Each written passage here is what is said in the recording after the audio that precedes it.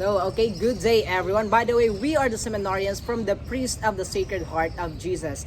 Now we will going to share our ideas for our topic, which is the syllogism. It is a form of logical reasoning where two premises are used to draw a conclusion. The different forms of figures of syllogisms are based on the position of the middle term in the premises. For our first figure, let's have our brother Sam Mancada. The first figure of syllogism is the middle term. It's the subject of the major premise and the predicate of the minor premise. In this example, we start with a general statement. All humans are mortal. Then, apply it to a specific case. Socrates is a human. And finally conclude, Socrates is mortal. And now let us proceed on the second figure of syllogism by Ivan Manlangit. So here in our second figure of the syllogism, we have this structure. In the major premise, we have no M or P. So in the minor premise is we have all S are M. Therefore, we can establish the conclusion that therefore no S are P. For example, we're going to use the context of dogs. So in the major premise, we have no dogs are cats. In the minor premise, we can say that all poodles are dogs. In conclusion, we have this, therefore no poodles are cats. So the explanation of this second figure is that in the second figure, the middle term is the predicate of both major and minor premise. This figure is often used to establish negative conclusion. And now let us proceed on the third figure by our brother Jeric Vertidazo. For the third figure, the middle term is both subject of both premise. For example, the major premise is that all M is P, while some S is M.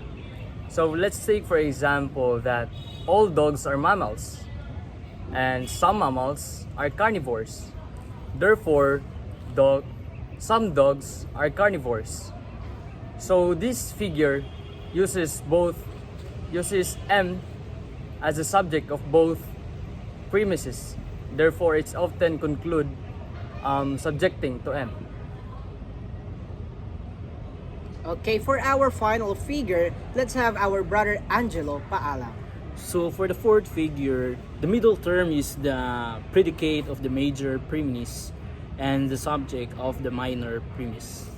So there are the the formula of this figure or fourth figure.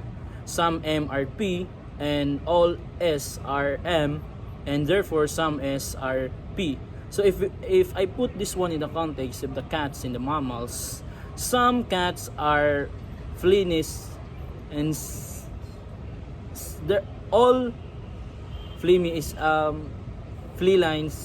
are mammals, and therefore some mammals are cats. So the explanation of this the fourth figure is that the middle term is the predicate of the major premise and the subject of the minor premise. This figure is less commonly used than the first three, and it can be more changing to identify valid argument and the form.